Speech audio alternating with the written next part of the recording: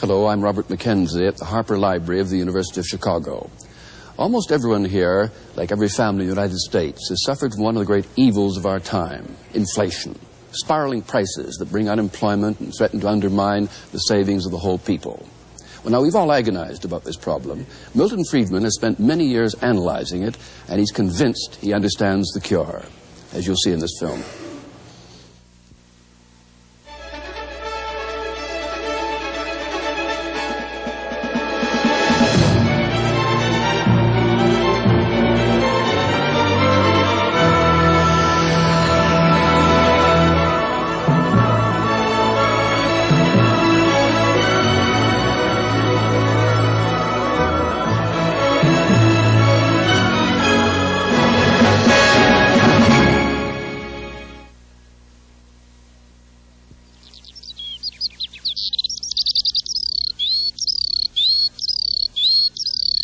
The Sierra Nevadas in California, 10,000 feet above sea level. In the winter, temperatures drop to 40 below zero. In the summer, the place bakes in the thin mountain air. In this unlikely spot, the town of Bodie sprang up. In its day, Bodie was filled with prostitutes, drunkards, and gamblers. Part of the colorful history of the American West.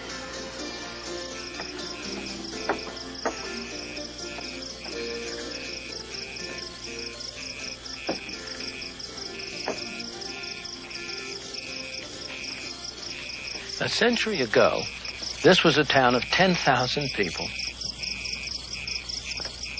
What brought them here? Gold. If this were real gold, people would be scrambling for it. A series of gold strikes throughout the West brought people from all over the world, all kinds of people. They came here for one purpose and one purpose only, to strike it rich quick. But in the process, they built towns, cities, in places where nobody would otherwise have dreamed of building a city. Gold built these cities, and when the gold was exhausted, the cities collapsed and became ghost towns. Many of the people who came here ended up the way they began, broke and unhappy. But a few struck it rich. For them, gold was real wealth. But was it for the world as a whole? People couldn't eat the gold. They couldn't wear the gold. They couldn't live in houses made of gold. Because there was more gold, they had to pay a little more gold to buy goods and services. The prices of things in terms of gold went up. At tremendous cost, at sacrifice of lives, people dug gold out of the bowels of the earth. What happened to that gold? Eventually, at long last, it was transported to distant places, only to be buried again under the ground. This time, in the vaults of banks throughout the world. There's hardly anything that hasn't been used for money.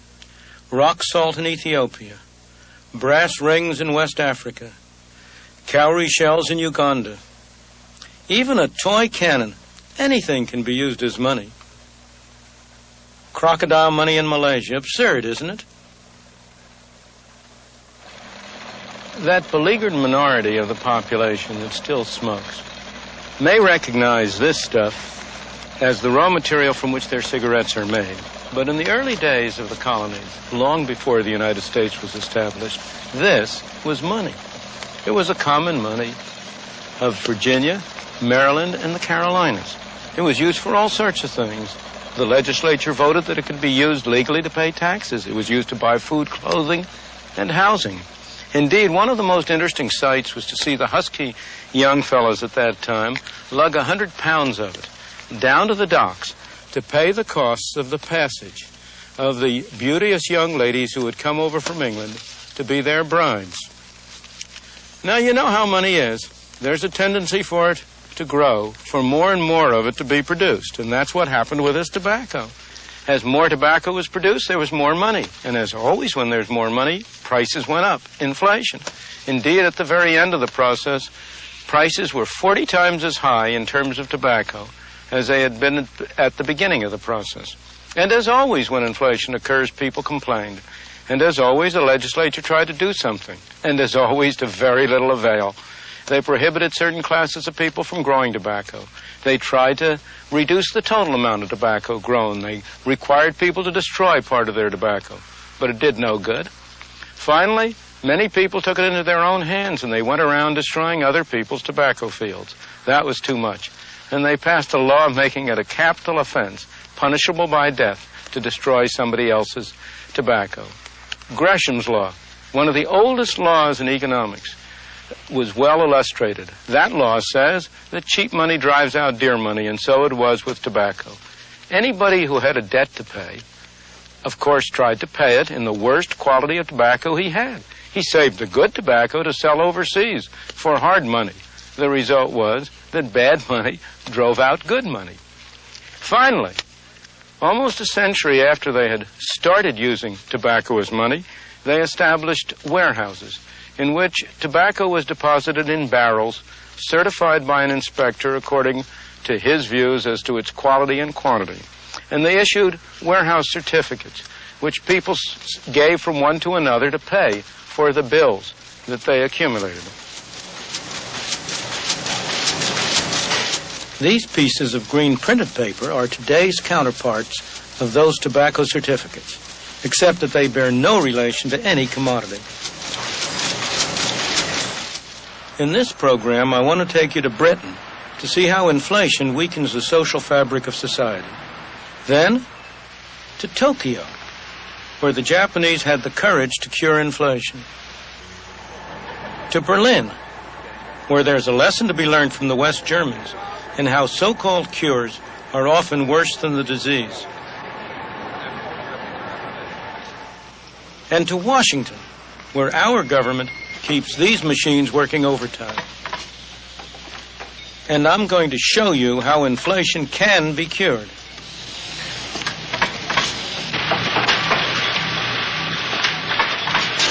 The fact is that most people enjoy the early stages of the inflationary process.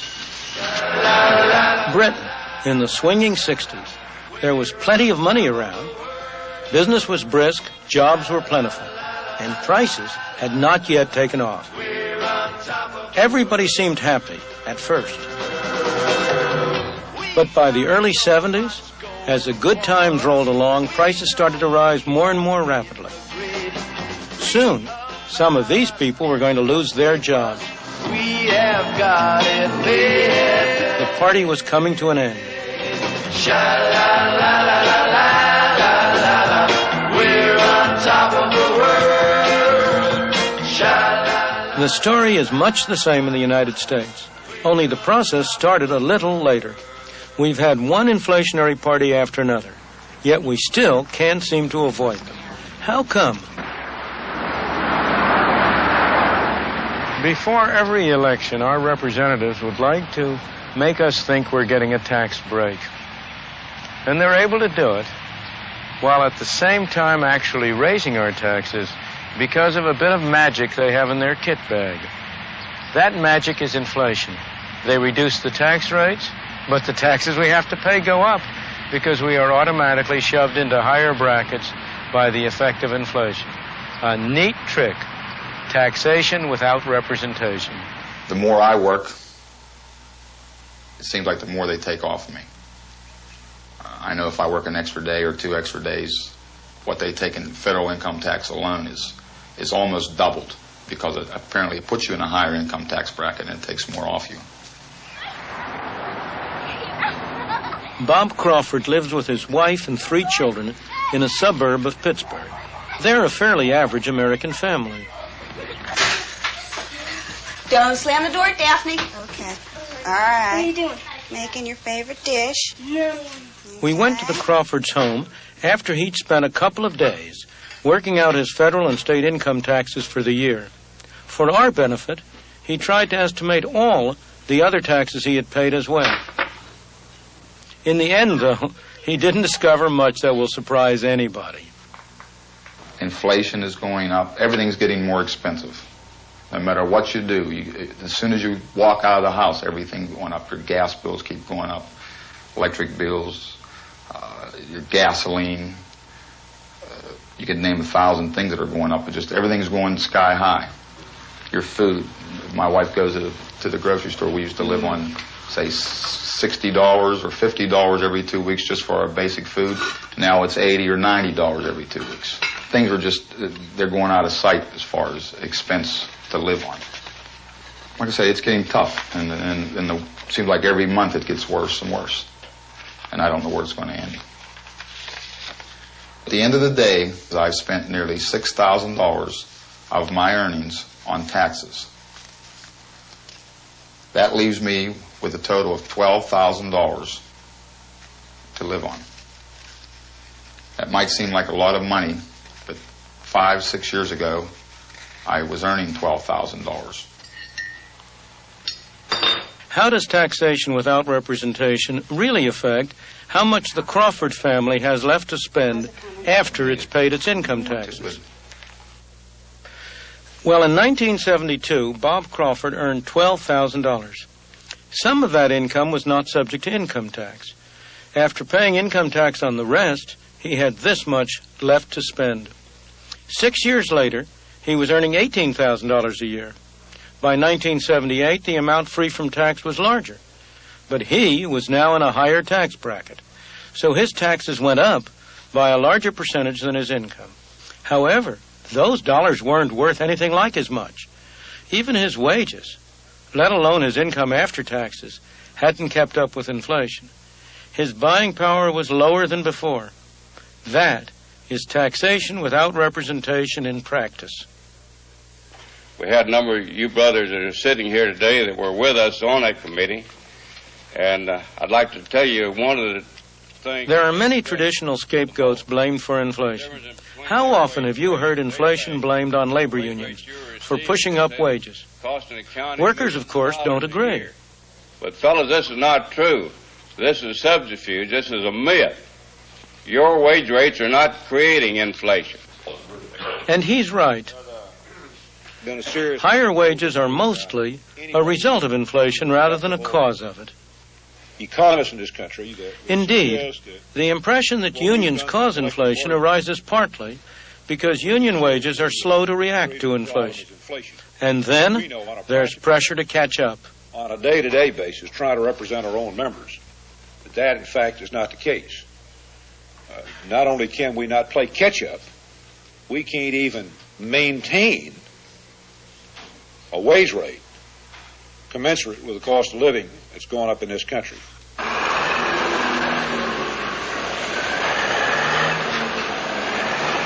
Another scapegoat for inflation is the cost of goods coming from abroad. Inflation, we're told, is imported. Higher prices abroad driving up prices at home. It's another way government can blame someone else for inflation. But this argument, too, is wrong. The prices of imports in the countries from which they come are not in terms of dollars. They're in terms of lira or yen or other foreign currencies. What happens to their prices in dollars depends on exchange rates, which in turn reflect inflation in the United States. Since 1973, some governments have had a field day blaming the Arabs for inflation. But if high oil prices were the cause of inflation, how is it that inflation has been less here in Germany, a country that must import every drop of oil and gas that it uses on the roads and in industry, than, for example, it is in the United States, which produces half of its own oil? Japan has no oil of its own at all. Yet at the very time that the Arabs were quadrupling oil prices, the Japanese people were bringing inflation down from 30 to less than 5% a year. The fallacy is to confuse particular prices, like the price of oil, with prices in general. Back at home, President Nixon understood this. Now here's what I will not do. I will not take this nation down the road of wage and price controls, however politically expedient that may seem. Controls and rationing may seem like an easy way out, but they are really an easy way in to more trouble, to the explosion that follows when you try to clamp a lid on a rising head of steam without turning down the fire under the pot. Wage and price controls only postpone a day of reckoning, and in so doing, they rob every American of a very important part of his freedom. Now listen to this. The time has come for decisive action, action that will break the vicious circle of spiraling prices and costs. I am today ordering a freeze on all prices and wages throughout the United States for a period of 90 days. In addition, I call upon corporations to extend the wage price freeze to all dividends. Many a political leader has been tempted to turn to wage and price controls, despite their repeated failure in practice. On this subject, they never seem to learn. But some lessons may be learned. That happened to British Prime Minister James Callaghan, who finally discovered that a very different economic myth was wrong. He told the Labour Party conference about it in 1976. We used to think that you could spend your way out of a recession and increase employment by cutting taxes and boosting government spending. I tell you in all candor that that option no longer exists. It only worked on each occasion since the war by injecting a bigger dose of inflation into the economy, followed by a higher level of unemployment as the next step. That's the history of the last 20 years. Well, it's one thing to say it. One reason why inflation does so much harm is because it affects different groups differently. Some benefit, and of course they attribute that to their own cleverness. Some are hurt, and of course they attribute that to the evil actions of other people. And the whole problem is made far worse by the false cures which government adopts, particularly wage and price controls. The garbage collectors in London felt justifiably aggrieved because their wages had not been permitted to keep pace with the cost of living. They struck, hurting not the people who imposed the controls, but their friends and neighbors who had to live with mounting piles of rat-infested garbage. Hospital attendants felt justifiably aggrieved because their wages had not been permitted to keep up with the cost of living. They struck, hurting not the people who imposed the controls, but cancer patients who were turned out of hospital beds. The attendants behaved as a group in a way they never would have behaved as individuals. One group is set against another group. The social fabric of society is torn apart, inflicting scars that it will take decades to heal, and all to no avail, because wage and price controls, far from being a cure for inflation, only make inflation worse. Within the memory of most of our political leaders, there's one vivid example of how economic ruin can be magnified by controls, and a classic demonstration of what to do when it happens. Germany, 1945, a devastated country, a nation defeated in war. The new governing body was the Allied Control Commission, representing the United States, Britain, France, and the Soviet Union. They imposed strict controls on practically every aspect of life, including wages and prices. Along with the effects of war, the results were tragic. The basic economic order of the country began to collapse. Money lost its value. People reverted to primitive barter, or they used cameras, fountain pens, cigarettes, whiskey as money. That was less than 40 years ago.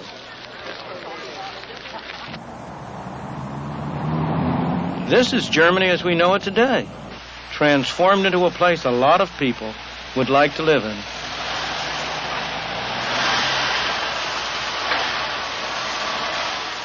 How did they achieve their miraculous recovery? What did they know that we don't know? Early one Sunday morning, it was June 20th, 1948, the German Minister of Economics, Ludwig Erhard, a professional economist, simultaneously introduced a new currency, today's Deutschmark, and at one fell swoop abolished almost all controls on prices and wages. Why did he do it on a Sunday morning? It wasn't, as you might suppose, because the stock markets were closed on that day. It was, as he loved to confess, because the offices of the American, the British, and the French occupation authorities were closed that day. He was sure that if he had done it when they were open, they would have countermanded the order. It worked like a charm. Within days, the shops were full of goods. Within months, the German economy was humming along at full steam. Economists weren't surprised at the results. After all, that's what a price system is for. But to the rest of the world, it seemed an economic miracle that a defeated and devastated country could, in little more than a decade, become the strongest economy on the continent of Europe.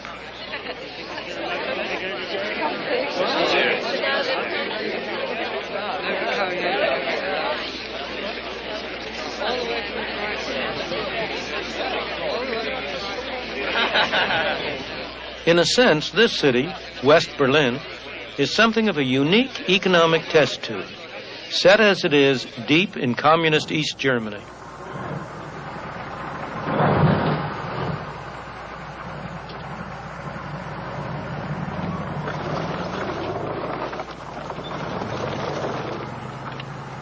Two fundamentally different economic systems collide here in Europe, ours and theirs, separated by political philosophies, definitions of freedom, and a steel and concrete wall.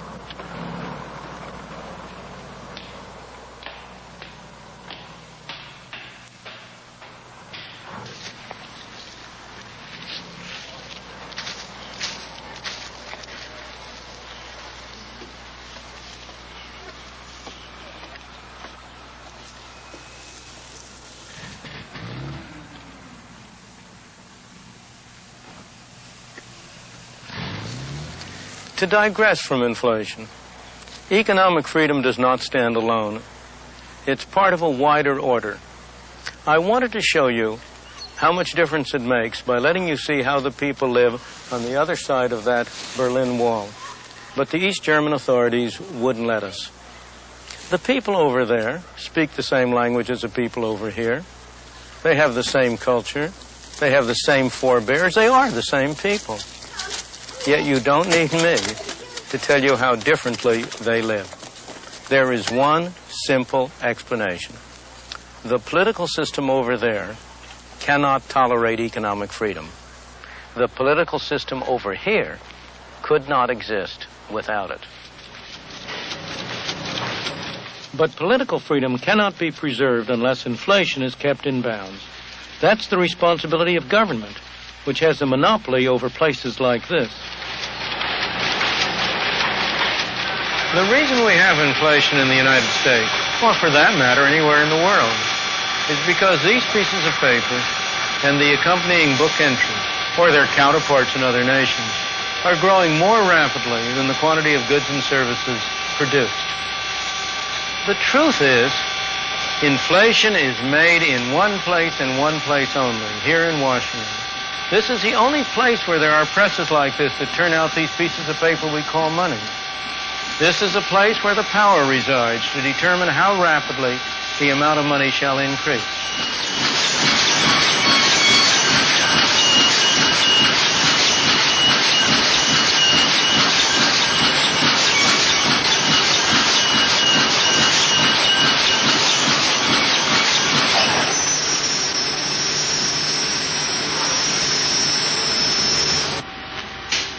What happened to all that noise?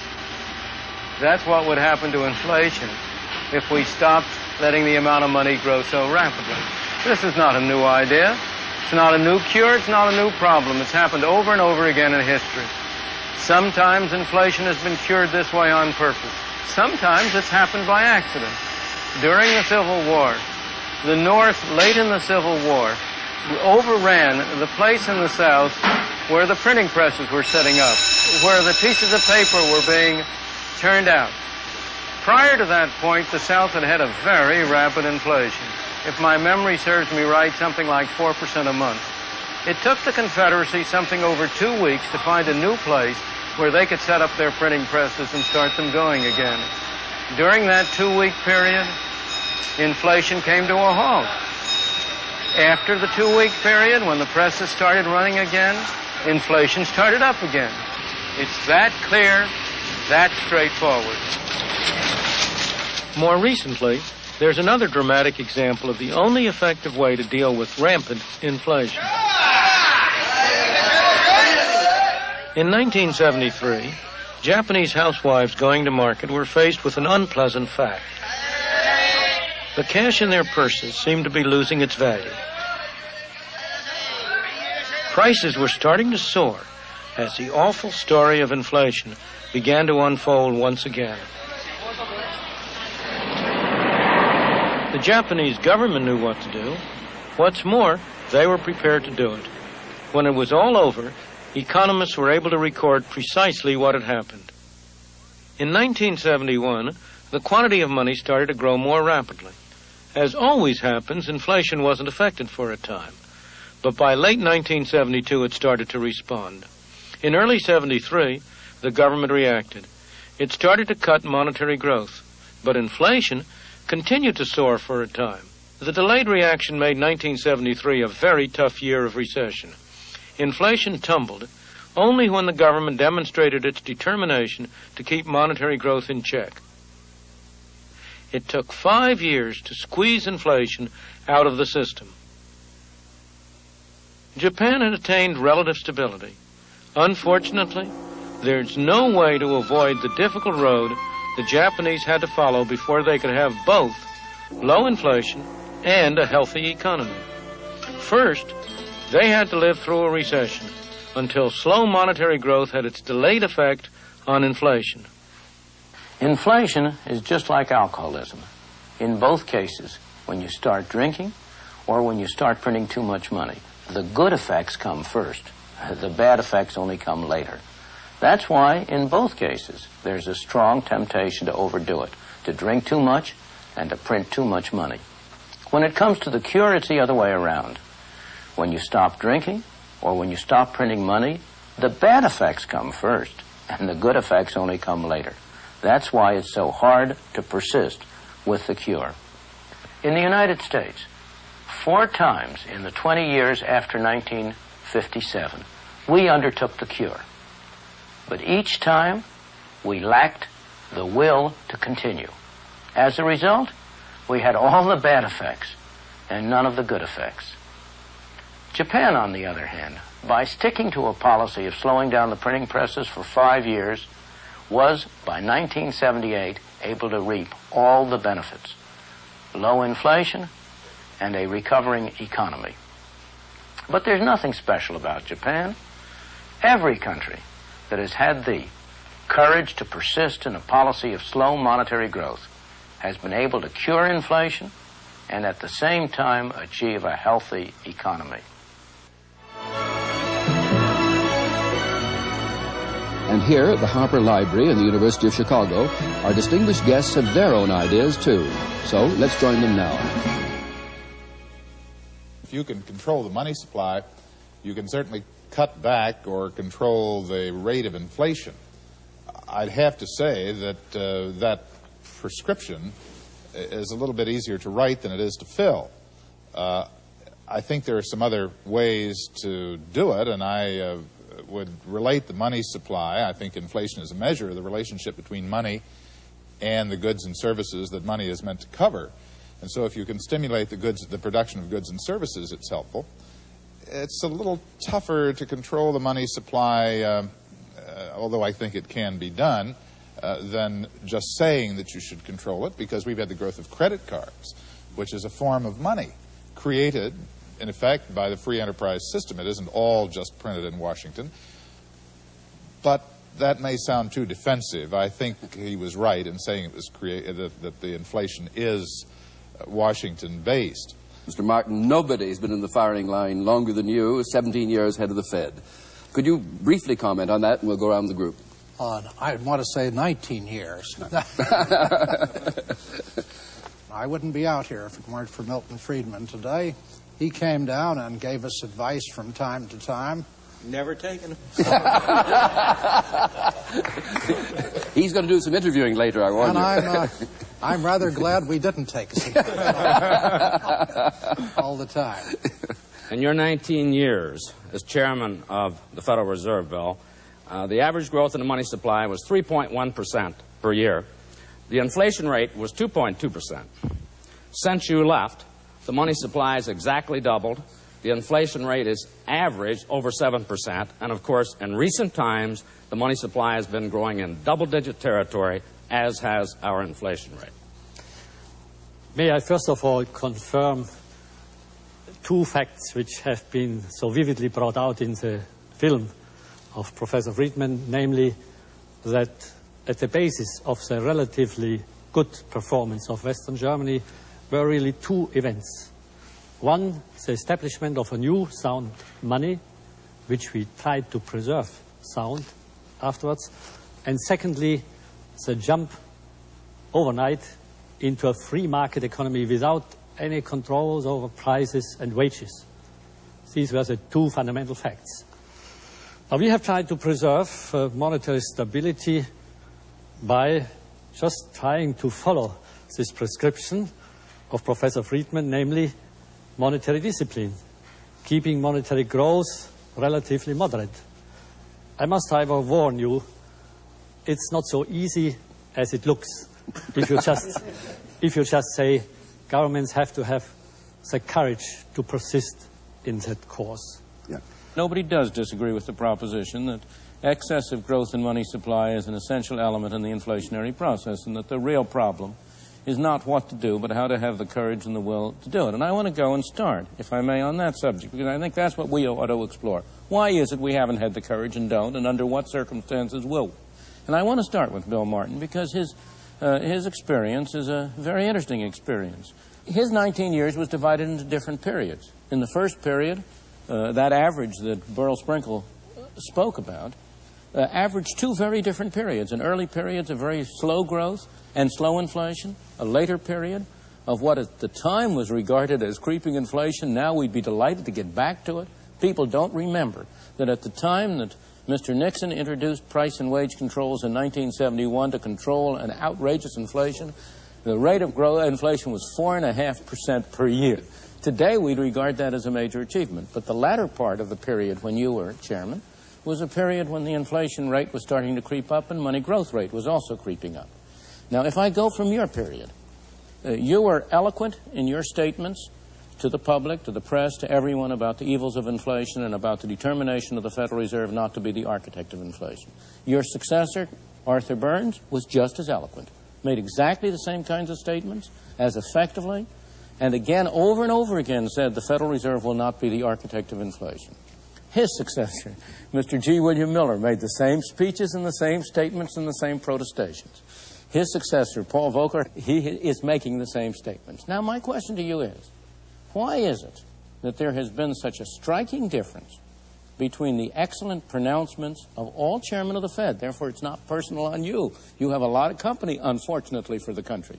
Why is it that there's been such a wide diversion between the excellent pronouncements on the one hand and what I regard as a very poor performance on the other? Because monetary policy is not the only element. Fiscal policy is equally important. You're shifting the buck to the Treasury. Yes. To the Congress. We'll get to Mr. Brown. Yeah, don't worry. Right. The relationship of fiscal policy to monetary policy is one of the important things. Could you remind us, the general audience, when you say fiscal policy, what you mean in distinction to monetary policy? Well, taxation, raising revenue. And spending. And spending. And deficits. And deficits, yes, exactly.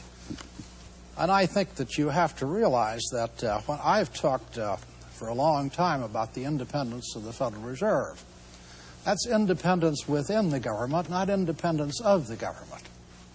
And I've worked consistently with the Treasury to try to see that the government is financed. Now, this gets back to spending.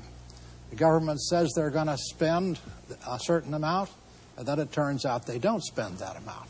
It doubles. The job of the Federal Reserve is not to run government spending. It's not to run government taxation. The job of the Federal Reserve is to control the money supply.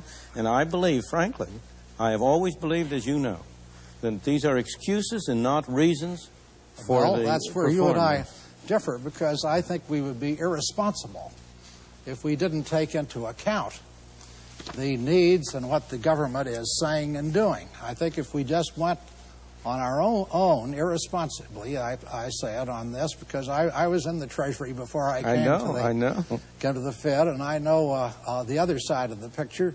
I think we'd be rightly condemned by the American people and by the electorate. Every central bank in this world, including the German central bank, including the Federal Reserve System, has the technical capacity to make the money supply do over a period of 2 or 3 or 4 months, not daily, but over a period, has the technical capacity to control it. Dr. Brown, is that right? You cannot explain the kind of excessive money creation that has occurred in terms of the technical incapacity of the Federal Reserve System or of the German Central Bank or the Bank of England or any other central bank in the world.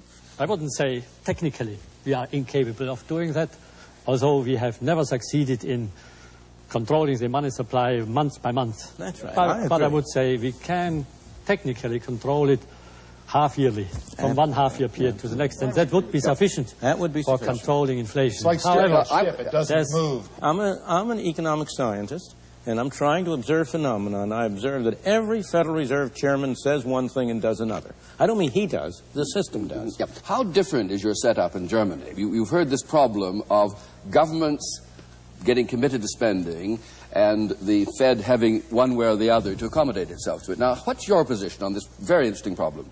We are very independent of the government, from the government, but on the other hand, we are an advisor of the government, also on their budget deficits.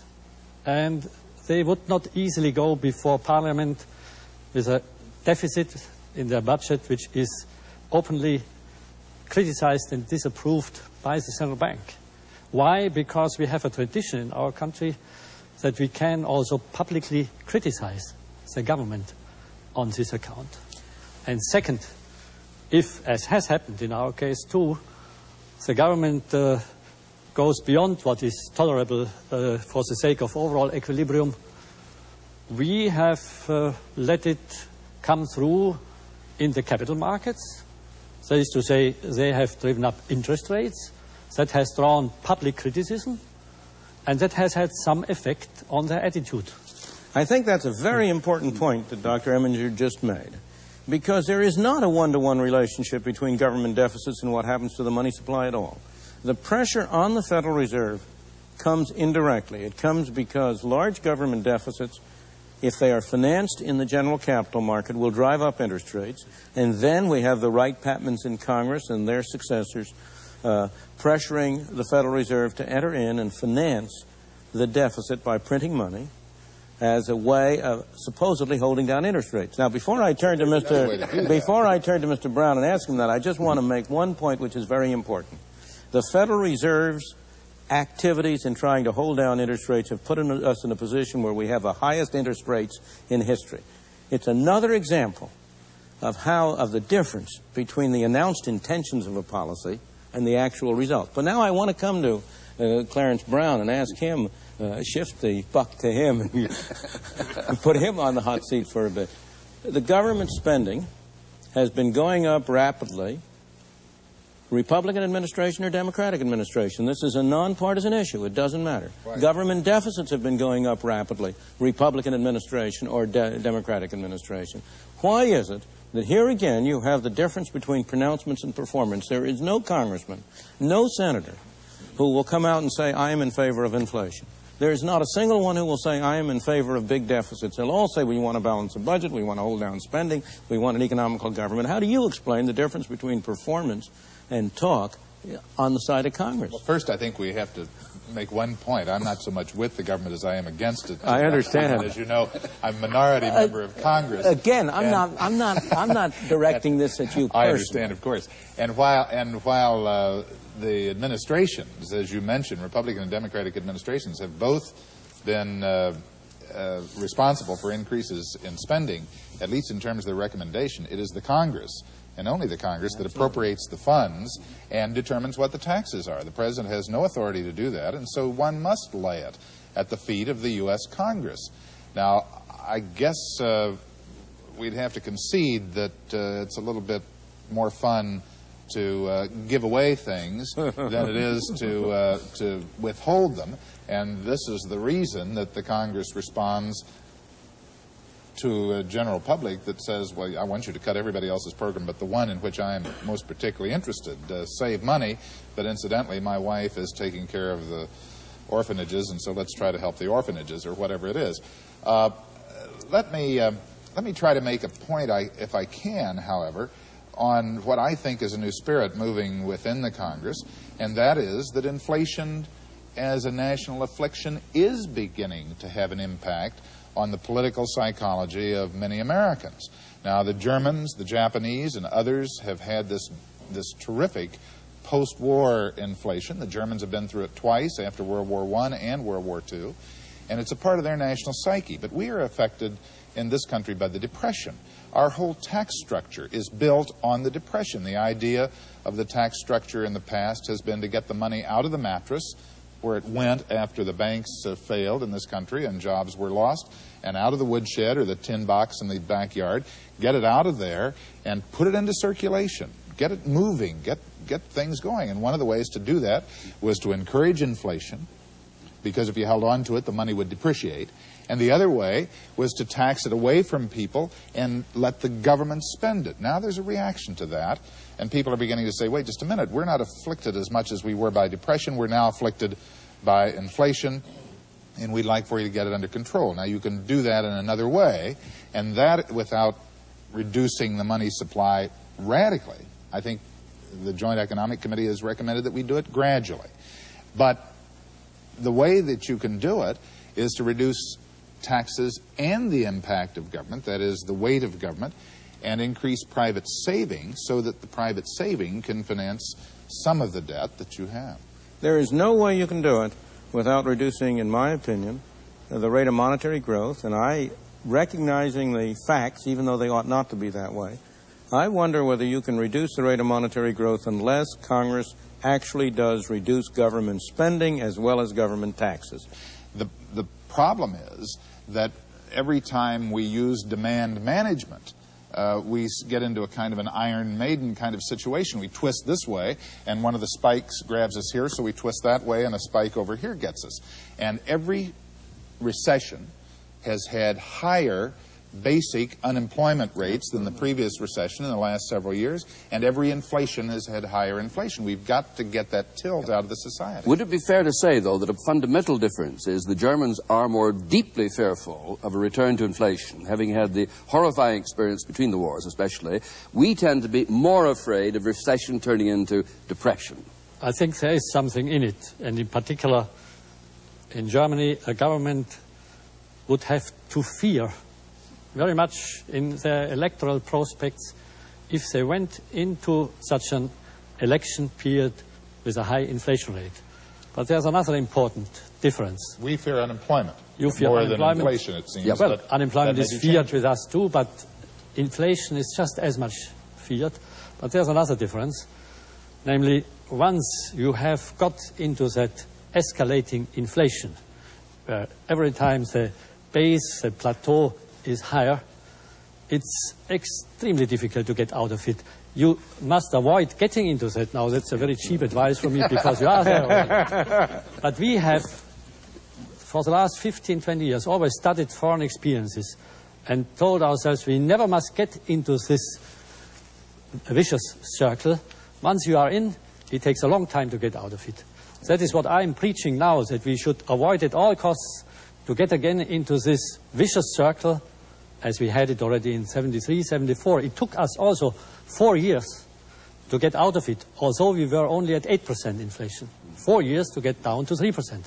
So yes. Now you have, I think, the question whether you can do it in a gradualist way over many, many years, or whether you don't need a sort of shock treatment. The film showed it took the Japanese, what, 4 years? 5 years. 5 years. 5 years.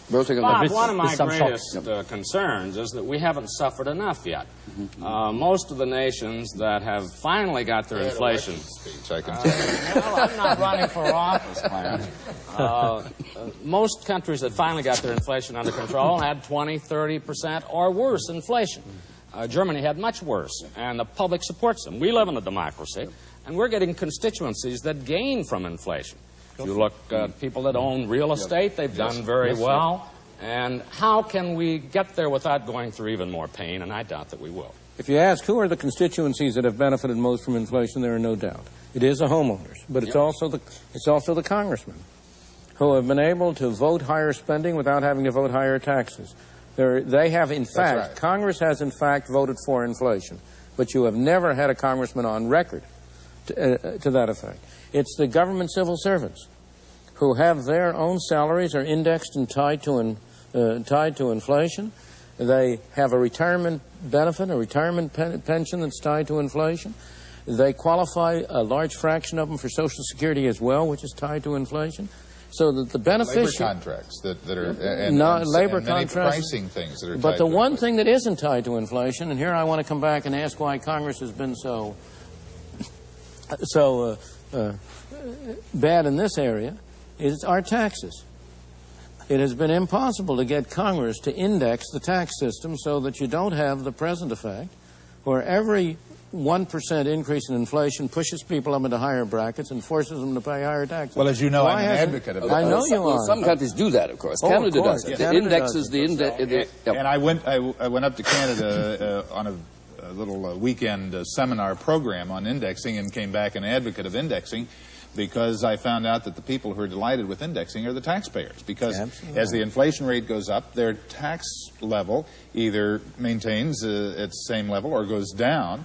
The people who are the people who are very unhappy with it are the people who have to plan government spending, because it is reducing the amount of money that the government has rather than watching it go up by 10 or 12 billion. You get a little dividend to spend in this country, the bureaucrats do every year. But the politicians are unhappy with it, too, as Dr. Friedman points out, because, you see, the politicians don't get to vote a tax reduction. It happens automatically. Yeah. And so you can't go back and in a praiseworthy way tell your constituents that I am for you, I voted the tax reduction. And I think we ought to be able to index the tax system so that that tax reduction is automatic, rather than have what we've had in the past, and that is an automatic increase in the taxes. And the politicians say, well, we're sorry about inflation, but you're right. Well, I want to go and make a very different point. I sit here and berate you and you as government officials and so on, but I understand very well that the real culprit are not the politicians, are not the central bankers, but it's I and my fellow citizens. I always say to people when I talk about this, if you want to know who's responsible for inflation, look in the mirror. It's not because of the way you spend your money. Inflation doesn't arise because you got consumers who are spendthrift. They've always been spendthrift. It doesn't arise because you've got the businessmen who are greedy. They've always been greedy. Inflation arises because we as citizens have been asking you as politicians to perform an impossible task. We've been asking you to spend somebody else's money on us, but not to spend our money on anybody else. You don't want us to cut back those dollars for education, right? And therefore, well, no, I do. We've already had a program on that. We've already had a program on that, and there's no viewer of these programs who will be any doubt about my position on that. But the public at large has not, and this is where we come to the political will that Dr. Eminger quite properly talked about. It is, everybody talks against inflation, but what he means is that he wants the prices of the things he sells to go up and the prices of the things he buys to go down. But sooner or later, we come to the point where it will be politically profitable to end inflation. This is the point that I think you were making. Suffering. Where do you think what do you think the rate of inflation has to be, and judged by the experience of other countries, before we will be in that position, and when do you think that'll happen? Well, the evidence says it's got to be over 20%. Now, you would think we could learn from others rather than have to repeat mistakes. Apparently, nobody can learn from history. But at the present time, we're going toward higher, not lower inflation. You said earlier, if you want to see who causes inflation, look in the mirror. Right. Now, for everybody watching and taking part in this, there must be some moral to that. What has to be the change of attitude of the man in the mirror you're looking at before we can effectively implement what you call a tough policy that takes courage? I think that the man in the mirror has to come to recognize that inflation is the most destructive disease known to modern societies. There is nothing which will destroy a society so thoroughly and so fully as letting inflation run riot. he must come to recognize that he doesn't have any good choices, that there are no easy answers. And once you get in this situation where the economy is sick of this insidious disease, there's going to be no miracle drug which will enable him to be well tomorrow.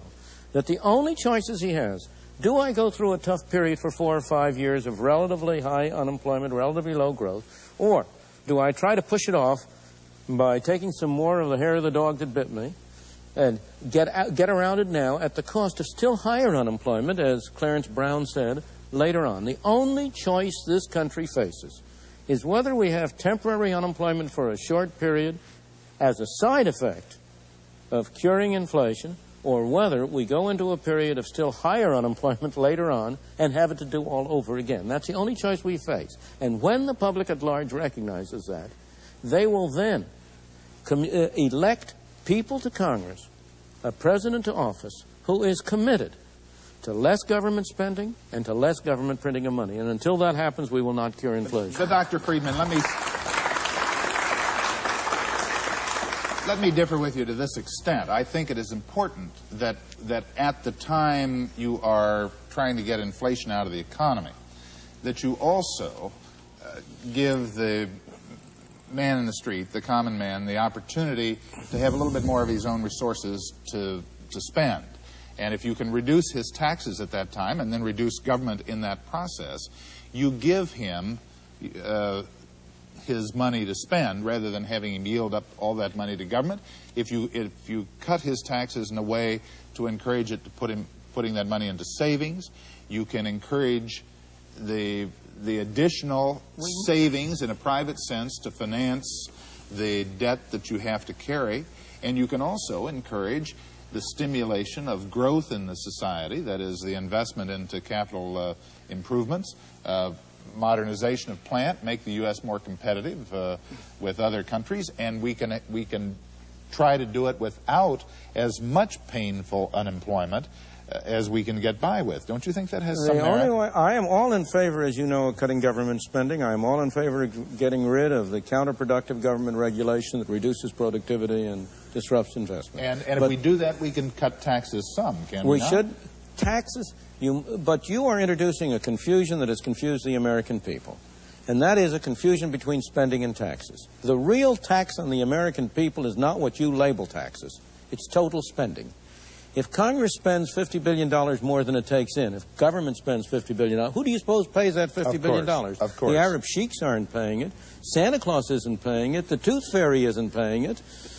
You and I, as taxpayers, are paying it indirectly through hidden taxation. And therefore, the crucial thing is to cut down total government spending from the point of view of inflation. From the point of view of productivity, some of the other measures you were talking about are far more important. But if you concede that inflation and taxes are both part and parcel of the same thing, and if you cut spending... They're not part and parcel of the same thing. If you cut spending, you take the money from them in one way or another, the average citizen, Absolutely. To finance the growth of government. Absolutely. So if you cut back the size of government, you can cut both their inflation and their taxes. That's right. I am all in favor of that. All right. All I am saying is don't kid yourself into thinking that there is some painless way to do it. There just is not. One other way is productivity. If you can increase production, then the impact of inflation is less because you have more goods chasing. Absolutely, but you have to have a sense of proportion. From the point of view of the real income of the American people, nothing is more important than increasing productivity. But from the point of view of inflation, it's a bit actor. It would be a miracle if we could raise our productivity from 3 to 5% a year. That would reduce inflation by 2 percentage points. What happened overnight? But it's part of the long range squeezing out. There is only one way to ease in my opinion, there's only one way to ease the pains of curing inflation, and that way is not available. That way is to make it credible to the American people that you are really going to follow the policy you say you're going to follow. Unfortunately, I don't see any way we can do that. That's exactly. Professor Friedman, that's exactly the point which I wanted to illustrate by our own experience. We also had to squeeze out inflation, and there was a painful time of 1.5 years. But after that, we had a continuous lowering of the inflation rate with a slow upward movement in the economy since 1975. Year by year, inflation went down and we had a moderate growth rate, which has led us now to full employment. So you can shorten this period by just this credibility. And by a consensus you must have also with the trade unions, with the whole population, that they acknowledge that policy and also play their part in it. Then the pains will be much less. You see, in our case, expectations are that inflation is going to get worse because it always has. This means we must disappoint in a very painful way those expectations, and it's likely to take longer, at least the first time around. Now, our real problem has not been that we haven't tried. We have tried and brought inflation down. Our real problem was we didn't stick to it. That's it. Then I would you have it all to do over. I would concede that psychology plays a great, perhaps even the major part. But I do believe that if you have private savings stimulated by your tax system, rather than discouraged by your tax system, you can finance some of that public debt by private savings rather than by inflation. And the result will be to ease to some degree the pain of that heavy unemployment that you seem to suggest is the only way to deal with the problem. The talk is fine, but the problem is it is used to evade the key issue. How do you make it credible to the public that you are really going to stick to a policy? 4 times we've tried it, and 4 times we've stopped before we had run the course. There we leave the matter for tonight, and next week's concluding program in this series is not to be missed. From the Harper Library, goodbye.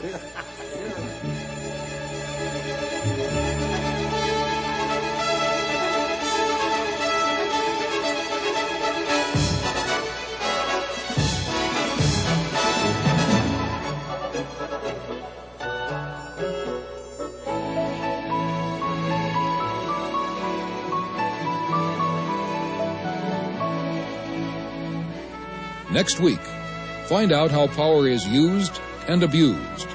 Learn how concentrations of power affect the lives of every American.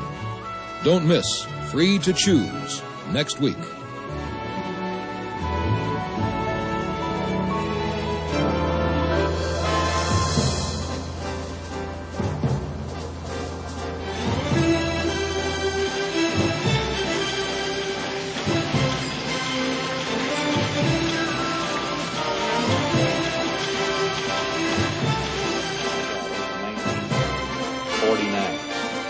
$11% of the total cost.